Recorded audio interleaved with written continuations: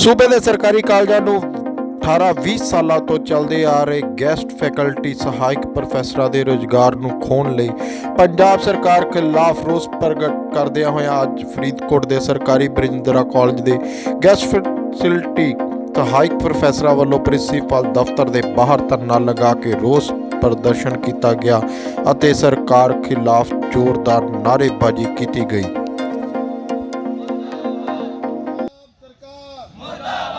Education minister मुर्दाबाद, education minister मुर्दाबाद, Krishna Kumar education secretary मुर्दाबाद, एजुकेशन सेक्रेटरी मुर्दाबाद, साडी एकता जिंदाबाद, साडा एक जिंदाबाद, साडे हक इथे रख, साडे हक इथे रख, पंजाब सरकार मुर्दाबाद, पंजाब सरकार मुर्दाबाद, पंजाब सरकार मुर्दाबाद, पंजाब सरकार मुर्दाबाद, पंजाब सरकार मुर्दाबाद, झूठी सरकार मुर्दाबाद, झूठी सरकार मुर्दाबाद, पंजाब सरकार मुर्दाबाद, एजुकेशन सेक्रेटरी मुर्दाबाद, मुर्दाबाद, एजुकेशन मिनिस्टर मुर्दाबाद, एजुकेशन मिनिस्टर मुर्दाबाद।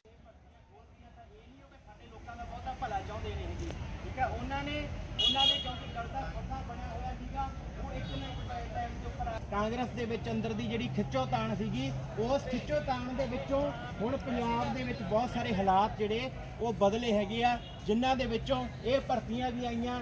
ਇੱਕ ਜਿਹੜਾ ਉਹਨਾਂ ਨੇ ਮੁੱਖ ਮੰਤਰੀ ਲਾਇਆ, ਮੁੱਖ ਮੰਤਰੀ ਦਲਿਤ ਚਿਹਰਾ ਲਾਇਆ, ਠੀਕ ਹੈ। ਉਹ ਸਾਰਾ ਦਾ ਸਾਰਾ ਜਿਹੜਾ ਇੱਕ ਸਾਜ਼ਿਸ਼ ਦੇ ਤਹਿਤ, ਤਾਂ ਕਿ ਆਉਣ ਵਾਲੇ ਸਮੇਂ ਦੇ ਵਿੱਚ ਪੰਜਾਬ ਦੇ ਵਿੱਚ ਉਹ ਆਪਦੀ ਪਾਰਟੀ ਦਾ ਭਵਿੱਖ ਜਿਹੜਾ ਉਹ ਸਿਕਿਉਰ ਕਰ ਸਕਦੇ ਆ। ਪੰਜਾਬ ਦੇ ਵਿੱਚ ਆਪਦੀ ਕਾਂਗਰਸ ਸਰਕਾਰ ਜਿਹੜਾ ਉਹ ਮੁੜ ਤੋਂ ਅਗਲੇ ਜਿਹੜੇ ਆਪ ਵਿਧਾਨ ਜਿਹੜਾ ਹੁਣ ਤੱਕ ਲੋਕਾਂ ਦੇ ਵਿੱਚ ਉਹਨਾਂ ਨੇ ਜਿੰਨੇ ਵਾਅਦੇ ਕੀਤੇ ਸੀਗੇ, ਉਹ ਕੋਈ ਵੀ ਵਾਅਦਾ ਆਪਦਾ ਪੂਰਾ ਕਰਨ ਦੇ ਵਿੱਚ ਸਫਲ ਨਹੀਂ ਹੋਏਗੇ। ਔਰ ਉਹਨਾਂ ਸਾਰੀਆਂ ਜਿਹੜੀਆਂ ਗੱਲਾਂ ਦੇ ਵਿੱਚ ਲੋਕ ਉਹਦੇ ਖਿਲਾਫ ਸੀਗੇ, ਲੋਕ ਕਿਸੇ ਵੀ ਪਾਰਟੀ ਨੂੰ ਪਸੰਦ ਨਹੀਂ ਕਰ ਰਹੇ ਸੀਗੇ, ਵਾਸਤੇ ਉਹਨਾਂ ਦੀ ਗਲੇ ਦੀ ਹੱਡੀ ਬਣੇਗਾ। ਪਰ ਹੁਣ ਜਿਹੜੀ ਕਾਂਗਰਸ ਸਰਕਾਰ ਜਿਹੜੀ ਹੈਗੀ ਆ, ਉਹ ਕੈਪਟਨ ਲੰਮਾ ਸਮਾਰਿਆ, ਕੈਪਟਨ ਵਾਰ-ਵਾਰ ਨਿਕਲ ਜਾਂਦਾ ਹੈਗਾ। ਜੇ ਕਾਂਗਰਸ ਦੀ ਕੁਰਸੀ ਬਚਾਉਣੀ ਹੈਗੀ ਆ ਤਾਂ ਉਹਦੇ ਵਾਸਤੇ ਕੋਈ ਸਕੀਮਾਂ ਜਿਹੜੀਆਂ ਉਹ ਘੜਨੀਆਂ ਪੈਣੀਆਂ, ਤਾਂ ਉਹਦੇ ਵਾਸਤੇ ਜਿਹੜੀ ਉਹਨਾਂ ਨੇ ਇੱਕ ਤਾਂ ਰੁਜ਼ਗਾਰ ਵਾਲੇ ਮਾਮਲੇ ਦੇ ਵਿੱਚ ਕਾਲਜਾਂ ਦੇ ਵਿੱਚ ਭਰਤੀ ਹਾਂ, ਇਹ ਜੀ ਸਰਕਾਰੀ ਕਾਲਜਾਂ ਦੇ ਵਿੱਚ ਗੈਸਟ ਫੈਕਲਟੀ ਸਹਾਇਕ ਪ੍ਰੋਫੈਸਰ ਜਿਨ੍ਹਾਂ ਦੀ ਗਿਣਤੀ 962 ਹੈ, ਜਿਹੜੇ ਕਿ ਪਿਛਲੇ ਲਗਭਗ 18 ਤੋਂ 20 ਸਾਲਾਂ ਤੋਂ ਇਸ ਕਾਲਜ ਦੇ ਵਿੱਚ ਆਪਣੀਆਂ ਸੇਵਾਵਾਂ ਦੇ ਰਹੇ ਹੈ, ਪੜ੍ਹਾ ਰਹੇ ਹੈ। ਉਹਨਾਂ ਦੇ ਵਿਰੋਧ ਦੇ ਵਿੱਚ ਜੋ ਪੰਜਾਬ ਸਰਕਾਰ ਨੇ ਹੁਣ ਪੋਸਟਾਂ ਦਾ ਐਲਾਨ ਕੀਤਾ ਹੈ, ਪਿਛਲੇ 2-4 ਦਿਨ ਪਹਿਲਾਂ ਜਿਹੜਾ ਨੋਟੀਫਿਕੇਸ਼ਨ ਆਇਆ ਕਿ ਅਸੀਂ ਨਵੀਆਂ ਪੋਸਟਾਂ ਭਰ ਰਹੇ ਹਾਂ ਘਰ ਘਰ ਰੁਜ਼ਗਾਰ ਦੇ ਤਹਿਤ। ਇੱਕ ਪਾਸੇ ਤਾਂ ਸਾਡੀਆਂ ਸਰਕਾਰਾਂ ਕਹਿੰਦੀਆਂ ਕਿ ਅਸੀਂ ਘਰ ਘਰ ਰੁਜ਼ਗਾਰ ਦੇ ਰਹੇ ਹਾਂ, ਅਤੇ ਦੂਜੇ ਪਾਸੇ ਜਿਹੜੇ ਲਗਭਗ 20 ਸਾਲ ਤੋਂ ਇਹਨਾਂ ਕਾਲਜਾਂ ਦੇ ਵਿੱਚ ਆਪਣੀਆਂ ਸੇਵਾਵਾਂ ਨਿਭਾ ਰਹੇ ਹੈ, ਜਿਨ੍ਹਾਂ ਨੇ ਆਪਣੇ ਜੀਵਨ ਦਾ ਬਹੁਤ ਸੁਨਹਿਰੀ ਸਮਾਂ, ਜਦੋਂ ਜਵਾਨੀਆਂ ਦੇ ਵਿੱਚ ਸਨ, ਹੋਰ ਖੇਤਰ ਦੇ ਵਿੱਚ ਵੀ ਜਾ ਸਕਦੇ ਸਨ, ਹੋਰ ਕੁਝ ਵੀ ਕਰ ਸਕਦੇ ਸਨ, ਉਦੋਂ ਉਹਨਾਂ ਨੇ ਉਹ ਸਾਰਾ ਕੁਝ ਛੱਡ ਕੇ ਸਾਡੇ ਸਹਾਇਕ ਪ੍ਰੋਫੈਸਰ ਗੈਸਟ ਫੈਕਲਟੀ ਲੈਕਚਰਾਰ ਨੇ ਜਿਹੜੇ, ਇਹਨਾਂ ਨੇ ਆਪਣੀਆਂ ਸੇਵਾਵਾਂ ਕਾਲਜਾਂ ਦੇ ਵਿੱਚ ਦਿੱਤੀਆਂ। ਜੇ ਅੱਜ ਸਰਕਾਰ ਇੱਕ ਪਾਸੇ ਕਹਿੰਦੀ ਹੈ ਘਰ ਘਰ ਰੁਜ਼ਗਾਰ ਦੇਵਾਂਗੇ, ਅਤੇ ਦੂਜੇ ਪਾਸੇ ਸਾਡੇ 962 ਸਾਥੀਆਂ ਤੋਂ ਰੁਜ਼ਗਾਰ ਖੋਹ ਰਹੀ ਹੈ, ਤਾਂ ਇਹ ਸਰਕਾਰ ਦਾ ਜਿਹੜਾ ਨਾਅਰਾ ਹੈਗਾ ਇਹ ਸੱਚਾ ਨਹੀਂ ਹੈਗਾ, ਇਹ ਬਿਲਕੁਲ ਝੂਠਾ ਹੈ ਕਿ ਇੱਕ ਬੰਦੇ ਨੂੰ ਤੁਸੀਂ ਰੁਜ਼ਗਾਰ ਦੇ ਰਹੇ ਹੋ ਅਤੇ ਬਹੁਤ ਸਾਰੇ ਲੋਕਾਂ ਤੋਂ ਤੁਸੀਂ ਰੁਜ਼ਗਾਰ ਖੋਹ ਰਹੇ ਹੋ। ਉਹਦੇ ਵਿਰੋਧ ਦੇ ਵਿੱਚ ਅੱਜ ਜਿਹੜਾ ਸਾਡਾ ਇਹ ਸੰਘਰਸ਼ ਹੈ, ਇਹ ਅੱਜ ਅਸੀਂ ਸ਼ੁਰੂ ਕੀਤਾ ਸਾਡੀ ਐਸੋਸੀਏਸ਼ਨ ਦੇ ਸੱਦੇ 'ਤੇ ਜੀ। ਇਸ ਤੋਂ ਪਹਿਲਾਂ ਵੀ ਜੇ ਗੱਲ ਕਰੀਏ ਤਾਂ ਇੱਕ ਭਰੋਸਾ ਦਿੱਤਾ ਗਿਆ ਜੀ ਕਿ ਜੋ ਵੀ ਐਲੀਜੀਬਲ ਹੋਣਗੇ ਉਹਨਾਂ ਨੂੰ ਇਹਨਾਂ ਜਿਹੜੀਆਂ ਜੋਬਸ ਜਿਹੜੀਆਂ ਹੁਣ ਨਿਕਲੀਆਂ ਨੇ ਉਹਨਾਂ 'ਚ ਆਪਦਾ ਅਪਲਾਈ ਕਰ ਸਕਦੇ ਆ। ਉਹਦੇ ਲਈ ਸਰ ਜੀ ਇਹ ਦੋ ਗੱਲਾਂ ਹੈਗੀਆਂ ਕਿ ਜਦੋਂ ਸਾਨੂੰ ਕਾਲਜਾਂ ਦੇ ਵਿੱਚ ਰੱਖਿਆ ਗਿਆ ਐਜ਼ ਏ ਗੈਸਟ ਫੈਕਲਟੀ, ਕਿਉਂਕਿ ਪੱਕੀਆਂ ਭਰਤੀਆਂ ਤਾਂ ਬਹੁਤ ਸਮੇਂ ਤੋਂ ਬੰਦ ਨੇ, ਉਦੋਂ ਜਦੋਂ ਇੱਕ ਵਿਅਕਤੀ ਨੂੰ ਨੌਕਰੀ 'ਤੇ ਰੱਖਿਆ ਜਾਂਦਾ ਤੇ ਸਰਕਾਰਾਂ ਦਾ ਇਹ ਫਰਜ਼ ਬਣਦਾ ਹੈ ਕਿ ਉਦੋਂ ਉਹਦੀ ਐਲੀਜੀਬਿਲਟੀ ਦੇਖੀ ਜਾਵੇ। ਜੇ 20 ਸਾਲ ਇੱਕ ਵਿਅਕਤੀ ਤੋਂ ਕੰਮ ਕਰਾਉਣ ਤੋਂ ਬਾਅਦ ਤੁਸੀਂ ਕਹਿ ਦਿਓਗੇ ਕਿ ਅੱਜ ਇਹ 20 ਸਾਲਾਂ ਬਾਅਦ ਨੌਨ ਐਲੀਜੀਬਲ ਹੋ ਗਿਆ ਜਾਂ ਐਲੀਜੀਬਲ ਨਹੀਂ ਹੈਗਾ, ਅਸੀਂ ਪੜ੍ਹਾਉਣ ਦੇ ਨਾਲ ਬਹੁਤ ਸਾਰੇ ਅਕੈਡਮਿਕ ਕੰਮ ਕੀਤੇ ਨੇ, ਪ੍ਰਸ਼ਾਸਨਿਕ ਕੰਮ ਕੀਤੇ ਨੇ, ਜਿਵੇਂ ਕਿ ਇਲੈਕਸ਼ਨ ਡਿਊਟੀ ਪਿਛਲੇ ਲਗਭਗ 10 ਸਾਲਾਂ ਤੋਂ ਅਸੀਂ ਦਿੰਦੇ ਆ ਰਹੇ ਹਾਂ। ਇਹਦਾ ਮਤਲਬ ਤਾਂ ਉਹ ਸਾਰੀਆਂ ਚੀਜ਼ਾਂ ਜਿਹੜੀਆਂ ਅਸੀਂ ਕਰੀਆਂ ਨੇ ਅਤੇ ਸੈਂਕੜੇ ਲੱਖਾਂ ਹਜ਼ਾਰਾਂ ਵਿਦਿਆਰਥੀਆਂ ਨੂੰ ਪੜ੍ਹਾਇਆ, ਉਹ ਸਾਰੇ ਵੀ ਨੌਨ ਐਲੀਜੀਬਲ ਹੀ ਹੋ ਗਏ। ਫਿਰ ਉਹਨਾਂ ਸਾਰਿਆਂ ਦੀਆਂ ਡਿਗਰੀਆਂ ਕੀ ਰੱਦ ਕਰੂਗੀ ਸਰਕਾਰ ਕਿ ਤਾਂ ਨੌਨ ਐਲੀਜੀਬਲਾਂ ਤੋਂ ਪੜ੍ਹੇ ਹੋਏ ਨੇ।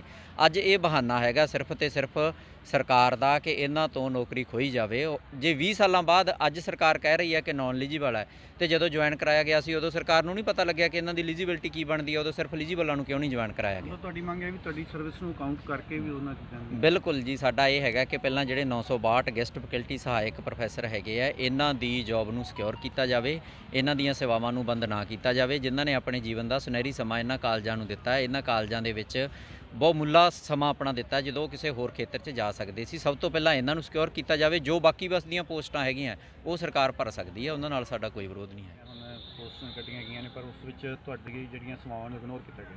ਇਹਦੇ ਬਾਰੇ ਸਰ ਮੈਂ ਇਹ ਕਹਿਣਾ ਚਾਹੁੰਦਾ ਕਿਉਂਕਿ ਅਸੀਂ ਬਹੁਤ ਲੰਬੇ ਸਮੇਂ ਤੋਂ ਜਿਹੜਾ ਕਾਲਜਾਂ ਦੇ ਵਿੱਚ ਕੰਮ ਕਰਦੇ ਪਏ ਹਾਂ, 15-20 ਸਾਲ ਦੇ ਲਗਭਗ ਦਾ ਸਾਨੂੰ ਉਹ ਸਮਾਂ ਹੋ ਗਿਆ। ਕੋਈ ਐਗਜ਼ਾਮੀਨੇਸ਼ਨ ਡਿਊਟੀ ਹੈ, ਕੋਈ ਵੀ ਸਾਡਾ ਅਕੈਡਮਿਕ ਕੰਮ ਹੈ ਜਾਂ ਕੋਈ ਪ੍ਰਸ਼ਾਸਨ ਦੇ ਵੱਲੋਂ ਵੀ ਸਾਡੀ ਡਿਊਟੀ ਲਾਈ ਜਾਂਦੀ ਹੈ, ਅਸੀਂ ਤਨਦੇਹੀ ਦੇ ਨਾਲ ਉਹ ਡਿਊਟੀਆਂ ਨਿਭਾਉਂਦੇ ਹਾਂ। ਤਾਂ ਸਾਡੀ ਹੁਣ ਸਰਕਾਰ ਤੋਂ ਇਹ ਮੰਗ ਹੈ ਕਿ ਜਿਹੜੀਆਂ ਉਹਨਾਂ ਨੇ ਪੋਸਟਾਂ ਕੱਢੀਆਂ ਸਾਡੇ ਅਗੇਂਸਟ, ਅਸੀਂ ਇਹ ਕਹਿੰਦੇ ਹਾਂ ਜਿਹੜੇ ਸਾਡੇ 962 ਬੰਦੇ ਆ ਉਹਨਾਂ ਨੂੰ ਸਿਕਿਉਰਿਟੀ ਦੇ ਕੇ ਉਹਨਾਂ ਨੂੰ ਸੁਰੱਖਿਅਤ ਰੱਖ ਕੇ ਬਾਕੀ ਜਿਹੜੀਆਂ ਪੋਸਟਾਂ ਬਚਦੀਆਂ ਨਿਰੋਲ ਰੂਪ ਦੇ ਵਿੱਚ ਜਿਹੜੀਆਂ ਖਾਲੀ ਨੇ ਉਹ 400 ਤੋਂ ਲੈ ਕੇ 460 ਤੱਕ ਪੋਸਟਾਂ ਨੇ ਉਹ ਭਰ ਲੈਣ, ਲੇਕਿਨ ਸਾਨੂੰ ਜਿਹੜਾ ਉਹ ਸੁਰੱਖਿਅਤ ਰੱਖਣ ਤਾਂ ਜੋ ਅਸੀਂ ਆਪਣਾ ਭਵਿੱਖ ਵਧੀਆ ਜਿਉ ਸਕੀਏ। ਕਿਉਂਕਿ ਅਸੀਂ ਜਿਹੜਾ ਲੰਬਾ ਸਮਾਂ ਲੰਬੀ ਸਾਡੀ ਜਵਾਨੀ ਸੀ ਜਿਹਦੇ ਵਿੱਚ ਅਸੀਂ ਕੰਮ ਕਰ ਸਕਦੇ ਸੀ, ਉਹ ਸਾਰਾ ਟਾਈਮ ਸਾਡਾ ਅਸੀਂ ਸਰਕਾਰੀ ਕਾਲਜਾਂ ਦੇ ਲੇਖੇ ਲਾਇਆ ਜੋ ਕਿ ਇੱਕ ਸੇਵਾ ਦੇ ਰੂਪ ਦੇ ਵਿੱਚ ਸੀ। ਔਰ ਸਰਕਾਰ ਸਾਨੂੰ ਸੇਵਾ ਦਾ ਜਿਹੜਾ ਇਹ ਦੇ ਰਹੀ ਆ ਮੁੱਲ ਕਿ ਤੁਸੀਂ ਘਰਾਂ ਦੇ ਵਿੱਚ ਵਾਪਸ ਚਲੇ ਜਾਓ, ਸਾਡੇ ਘਰ ਨੇ ਪਿੱਛੇ। ਔਰ ਮੈਂ ਇੱਥੇ ਇਹ ਵੀ ਕਹਿਣਾ ਚਾਹੁੰਦਾ ਸਰਕਾਰ ਨੂੰ, ਵੇਖੋ ਸਾਡੀ ਲਾਈਫ ਹੈ ਜਿਹੜੀ ਤੁਸੀਂ ਉਹ ਖ਼ਤਮ ਕਰ ਰਹੇ ਹੋ, ਔਰ ਜੇ ਸਾਨੂੰ ਕਿਸੇ ਹੱਦ ਤੱਕ ਜਾਣਾ ਪਿਆ ਅਸੀਂ ਆਪਣੀ ਲਾਈਫ ਸੈਕਰੀਫਾਈ ਕਰ ਦਾਂਗੇ। ਮੈਂ ਸੁਸਾਈਡ ਕਰਨ ਦੇ ਲਈ ਤਿਆਰ ਹਾਂ ਜੇਕਰ ਸਰਕਾਰ ਨੇ ਸਾਨੂੰ ਰੈਗੂਲਰ ਨਾ ਕੀਤਾ। ਮੈਂ ਅੱਜ ਇਹ ਇੱਥੇ ਤੁਹਾਡੇ ਨਾਲ ਵਾਅਦਾ ਵੀ ਕਰਕੇ ਜਾਂਦਾ ਸਾਰਿਆਂ ਨਾਲ, ਮੈਂ ਕਹਿੰਦਾ ਨਹੀਂ, ਜੋ ਮੈਂ ਕਹੂੰਗਾ ਉਹ ਮੈਂ ਕਰਕੇ ਵੀ ਦਿਖਾਊਂਗਾ।